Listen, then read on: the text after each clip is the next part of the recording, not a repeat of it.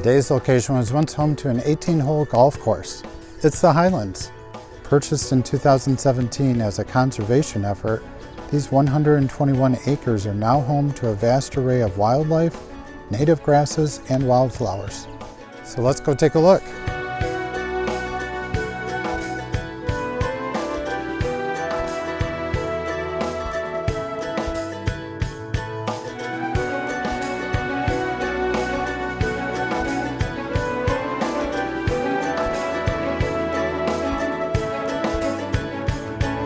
I first visited the Highlands shortly after returning from a trip to Scotland, namely the Scottish Highlands.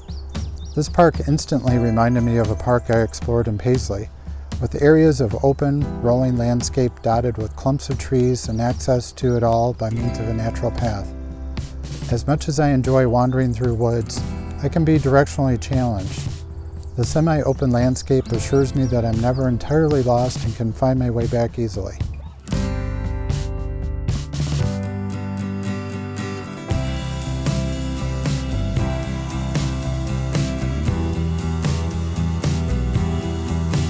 The Highlands features a great example of a tom tree in this huge dead tree, nearly centrally located.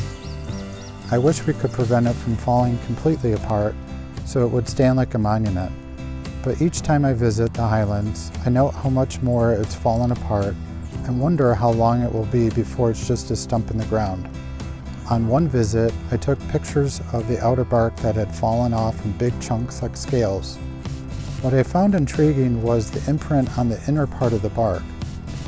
Dead trees like this become sculptural forms for me to shoot against the skyline. Their jagged and broken appearance tells a story of perseverance and vulnerability.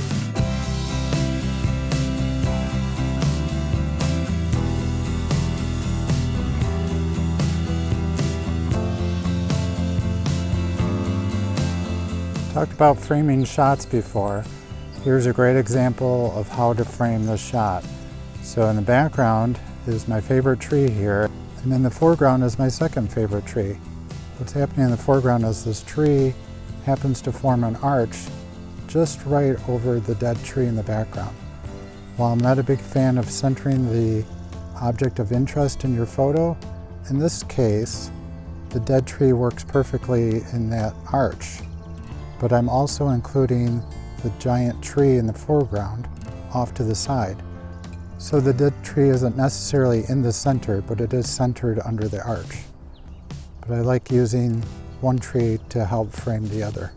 And that's also showing off a contrast between a thriving tree and one that's not doing so well.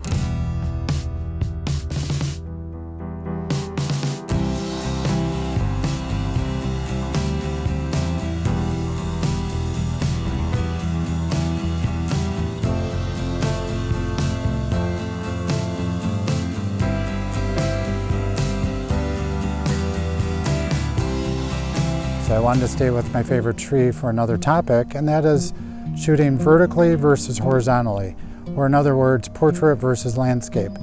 So what I see a lot of people doing, specifically because of social media, is they're shooting a lot of photos vertically. And it's easier that way, and a lot of platforms are formatted that way, almost more for a square than horizontal.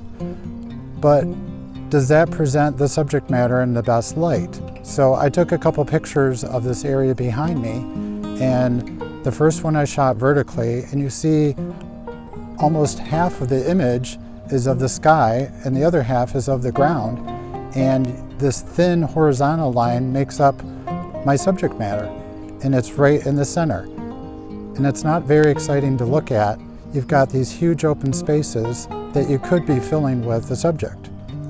I then turned the phone around and took another photo horizontally. Now granted, I'm a little wider out than I would normally choose to be, but you can see that shooting landscape reveals more of the story. You can see the wide open landscape, it fills the frame more. I've put trees at opposite ends of the image so it balances it out, and there's not so much sky dominating the image. So think about that when you are taking pictures. Does the subject need to be shot vertically? If it is a tree and you're close to it, that's probably perfect for it. if it's a landscape, an actual landscape, or a waterscape, something that is more flat and horizontal, you're probably going to want to turn your phone or your camera in a horizontal position to shoot a landscape or a wide shot of it, because it's going to tell the story better and it's going to fill the frame.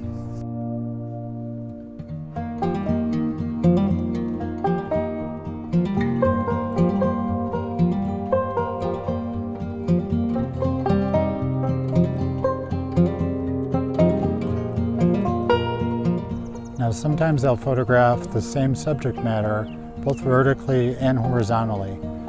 Like this tree, for example, I've done both ways. When I've photographed it horizontally, I like to just shoot the top part of it with the dead limbs hanging off and then the sky surrounding it. There's balance in the image even if there aren't any clouds in the sky, because you have this open vastness of the sky balanced with these tree limbs that are formed organically and kind of break up the space. Also, for this example with this tree, when I've taken landscape shots of it, shows the barrenness of the landscape, which is almost mirrored in the tree. So there's this emptiness immediately below the tree, which is mimicked in the tree itself being lifeless. And then you see the tree line in the background. So it really depends on what you're trying to say in the image.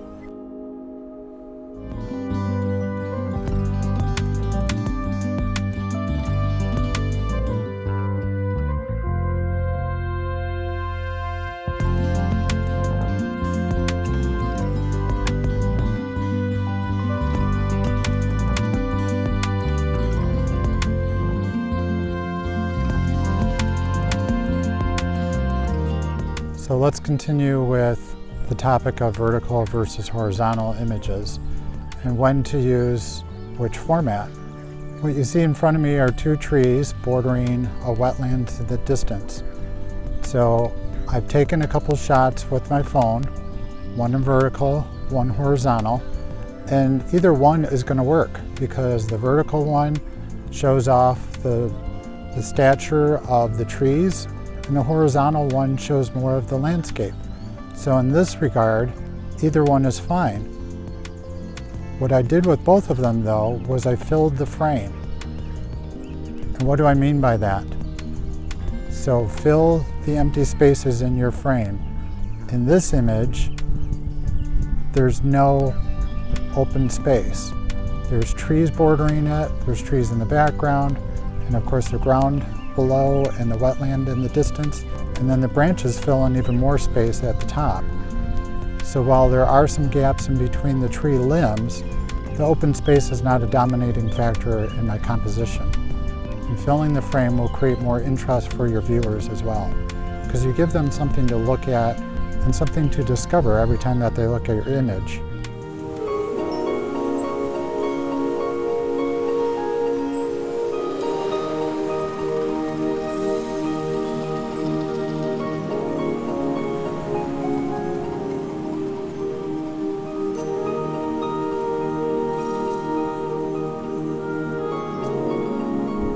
Besides helping to add to biodiversity, wetlands also create an intriguing backdrop for images. You've got plant life in the foreground and sometimes trees in the background. And of course, you've got the reflection on the water. You've got trees in the water that provide homes to turtles and birds to land on. So it gives you different textures and different things to look at.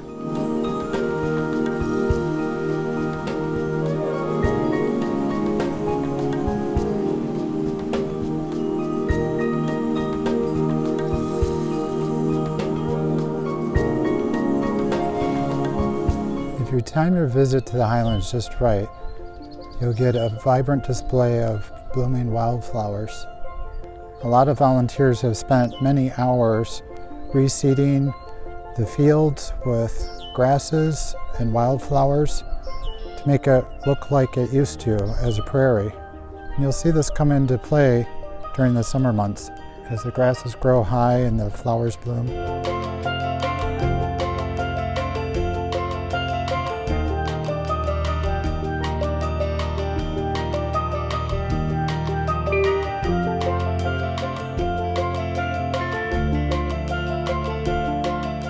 If you follow this path into the woods, you'll eventually come to Blandford Nature Center, which is the current owner of the Highlands. I've done a video on Blandford Nature Center if you want to check that one out as well.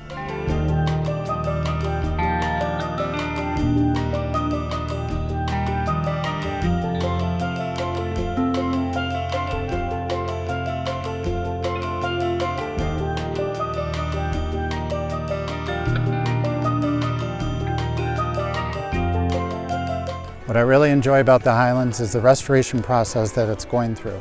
Blandford Nature Center and the Land Conservancy of West Michigan continue to collaborate in their efforts to transform the property into a natural area. With every visit, you'll be able to see that transformation happening. Thanks for exploring with me. Thanks for watching my video. I hope you liked it and learned something new. If you did, consider subscribing to my channel and getting notified when a new video posts. And I hope to see you out on the trails.